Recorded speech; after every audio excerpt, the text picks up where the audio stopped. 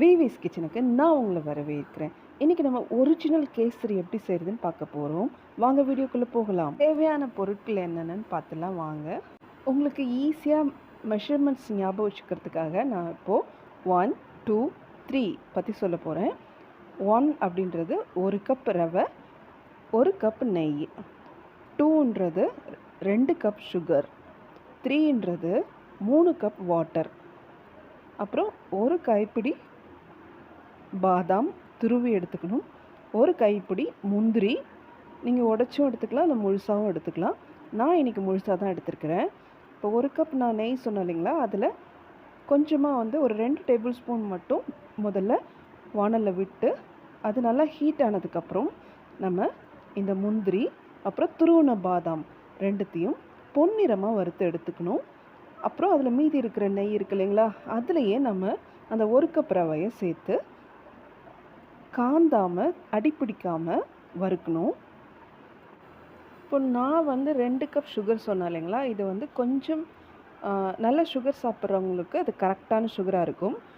Half sugar சாப்பிட்றவங்க இல்லை sugar patient இருக்கிறாங்க இல்லையா, அவங்களுக்கெல்லாம் அந்த சுகர் ஒரு ஹை சுகர் மாதிரி ஃபீல் இருக்கும்.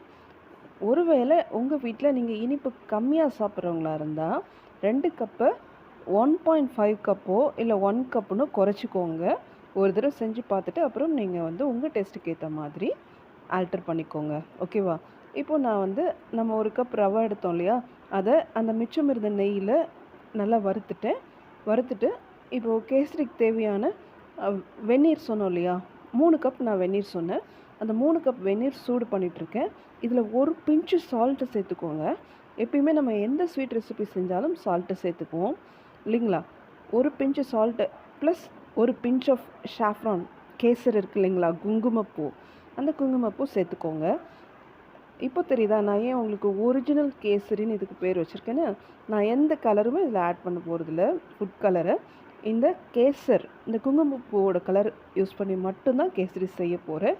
அதனால தான் இது ஒரிஜினல் கேசரி. நீங்களும் செஞ்சு பார்த்துட்டு எனக்கு கமெண்ட்டில் எப்படி வந்ததுன்னு கண்டிப்பாக சொல்லுங்கள். நீங்கள் இன்னும் நம்ம சேனலை சப்ஸ்கிரைப் பண்ணலாம், சப்ஸ்கிரைப் பண்ணிக்கோங்க. பாருங்கள், ரவாவும் சூடாக இருக்கணும், வெந்நீரும் கொதிக்க இருக்கணும். இந்த சமயம் பார்த்து நான் அந்த வெந்நீரை அந்த ஃப்ரை பண்ண ரவா கூட போட்டுட்டு இப்போ மிக்ஸ் பண்ணிகிட்ருக்கேன். பாருங்கள் எவ்வளோ சூப்பராக ஒரு எல்லோயிஷ், ஒரு டெம்ப்டிங் எல்லோயிஷ் நமக்கு கலர் கிடச்சிருக்கு. கேசரிக்கு பேரே கேசரி சேர்க்கறதால தான் வந்துச்சு. ஆனால் நம்ம யாருமே அந்த கேசரி போட்டு செய்கிறதில்லன்றது தான் என்னோடய கருத்து. இப்போ பாருங்கள், நான் 2 கப் சுகர் மெஷர் பண்ணி வச்சுருந்தோம் இல்லையா, அதையும் ஆட் பண்ணிவிட்டேன். இப்போ நல்லா குக் பண்ணிகிட்ருக்கேன். கொஞ்சம் இப்போ இலவலாக வரும். இலவல்னா கொஞ்சம் முன்னாடி இருந்ததை விட தண்ணியாக இப்போ இருக்கிற மாதிரி தெரியும். பட் இன்னும் கொஞ்சம் நேரத்தில் அது நல்லா டைட்டாக திக்காகிடும். அதுக்காக நீங்கள் ஒன்றும் ஒரி பண்ணிக்காதீங்க. இதில் நிறைய டிப்ஸ் இருக்குது ஃப்ரெண்ட்ஸ். ரொம்ப முக்கியமான ஒரு டிப் அடி மொத்தமாக இருக்கக்கூடிய கடாய் பாத்திரமாக நீங்கள் செலக்ட் பண்ணி எடுத்துக்கணும். அப்போ தான் நம்ம கேசரி ரொம்ப ஃபைன் டேஸ்ட்டில் நமக்கு நல்ல அவுட்புட்டாக கிடைக்கும். இது டிப் நம்பர் 1. ஓகேங்களா? டிப் நம்பர் 2 அப்படின்னு பார்த்தீங்கன்னா, நம்ம ஊற்றுற தண்ணியும் சூடாக இருக்கணும், நம்ம எடுத்துருக்கிற ரவாவும் சூடாக இருக்கணும். ரெண்டுமே நல்ல ஹீட்டில் இருக்கும்போது அந்த சமயம் பார்த்து தான் அதை மிக்ஸ் பண்ணணும். இது டிப் நம்பர் 2. டிப் நம்பர் 3, நம்ம எப்பயுமே அந்த கேஷ்யூஸை நல்ல டார்க், நல்ல ஒரு பொன்னிறமாக வறுக்கணும். அப்போ தான் அதில் ஒரிஜினல் டேஸ்ட் கிடைக்கும். இது டிப் நம்பர் 3. டிப் நம்பர் 4, நான் 3 கப் தண்ணி சொல்லியிருக்கேன் இல்லைங்களா. 3 கப் தண்ணி நிஜமாகவே நல்லா இந்த சரவணபவன் கேசரின்னு சொல்லுவோம் இல்லையா, அந்த அளவுக்கு கேசரிக்கு டேஸ்ட்டு கொடுக்கும். இது ஒரு டிப்ஸ். உங்களுக்கு இது யூஸ்ஃபுல்லாக இருக்கும்னு நினைக்கிறேன். அடுத்த டிப் பார்த்திங்கன்னா, ஒரு பிஞ்சு சால்ட் ஆட் பண்ணுங்கன்னு சொல்லியிருந்தேன் உங்ககிட்ட இல்லைங்களா, தண்ணி கொதிக்கும் போது. உண்மையிலே அந்த டிப் ஒரு சூப்பர் டிப் ஃப்ரெண்ட்ஸ். நீங்கள் சால்ட்டு சேர்த்தும் செஞ்சு பாருங்கள், சால்ட்டு சேர்க்காமலும் ஒரு தடவை செஞ்சு பாருங்கள்.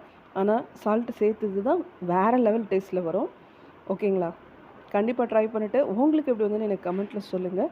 இப்போ பாருங்கள், நம்ம போட்ட சுகர்லாம் முதல்ல தண்ணியாச்சு, அப்புறம் நல்லா டைட்டப் ஆகி இருந்தது இல்லைங்களா. அந்த சமயம் பார்த்து நான் நெய்யை மீதி வச்சுருந்தேன் இல்லையா, அந்த எல்லா நெய்யுமே போட்டு நான் கிண்டினேன்.